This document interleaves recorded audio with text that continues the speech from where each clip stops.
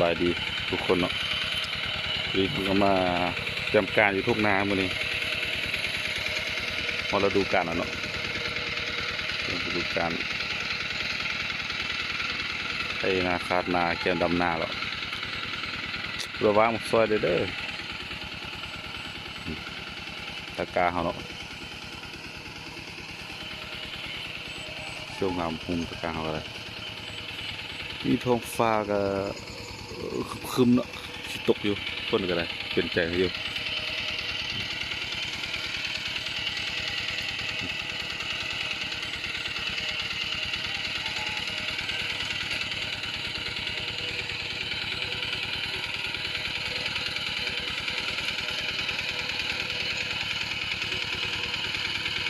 วิธีเสานาเนาะนี่เสานาของควายเนี่ยพอดูการมาแล้วก็แล้วควายเหล็กเริ่มทำงาน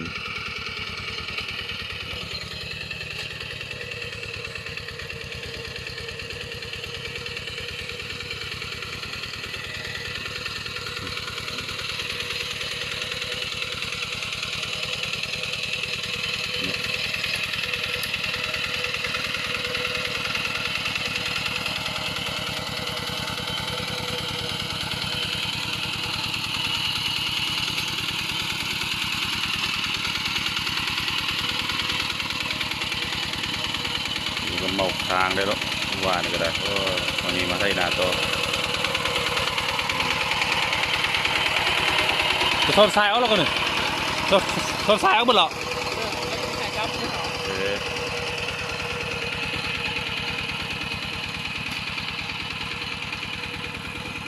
คืนนี้ก็โอ้ออกค้างนิดนึงวันนี้ก็มาลุยเวียกหนักเลยเนาะส่งคนโตส่งให้มือดีจะให้บุญใหญ่เปิดเนาะ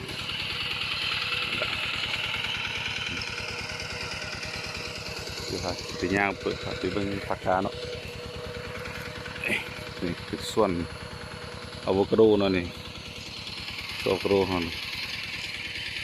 ขึ้น3 ปีเก็บมาไปขายแล้วงามส่วนนี้เนาะ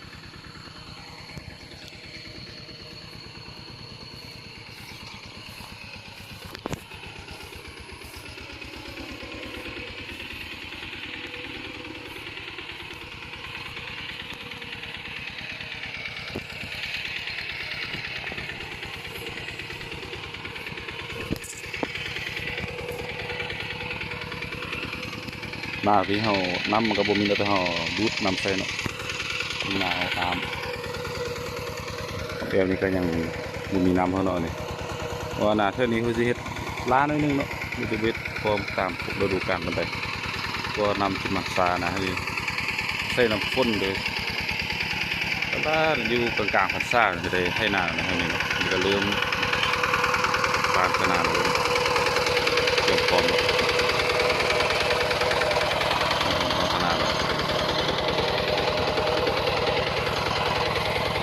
โอ้ยไปบริษัทพี่น้องขนาดนี้เบิดแล้ว2 เบิดแล้วนี่เนาะตะกาตัวเขียวๆโมเมนเด้อนะอันนั้นมันเขาเก่าเนาะตัวหน้าแสงตัวเก่าเขาตัวกามันตัวยักษ์ออกเรื่องๆนั่นนี่เนาะนี่ดีคาดว่าการแม่นมืออื่นหรือมือหือเนาะเขาจะได้ดำแบบนี้นี่แหละโคลาย2 3 4 5เนาะ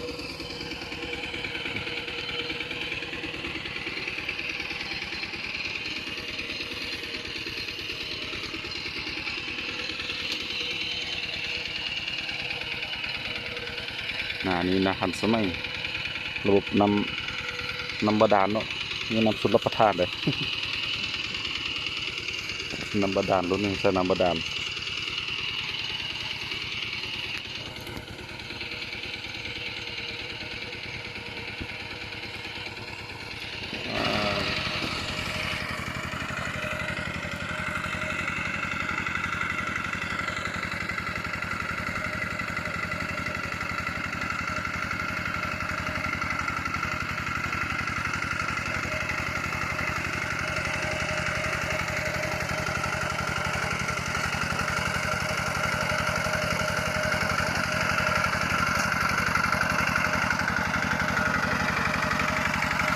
จอกจอกไอ้บอยจอก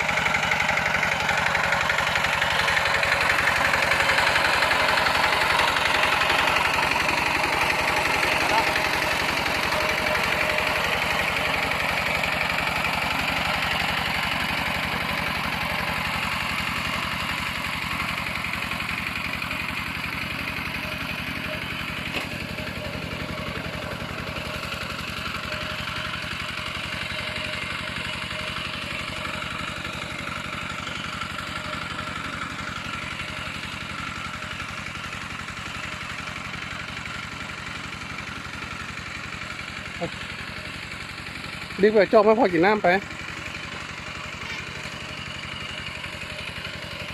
ขึ้นข้างหลังเด้อลุกขึ้นข้างหลังเด้อบ่เป็นดอกพออันนั้นให้บ่อันนี้ก็ได้ขึ้นไปห้องเดียวคันพอค่าแล้วพอไปขี่ซะนะนะ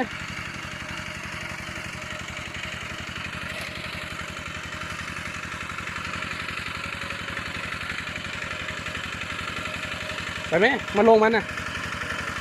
เฮ้ยลงไป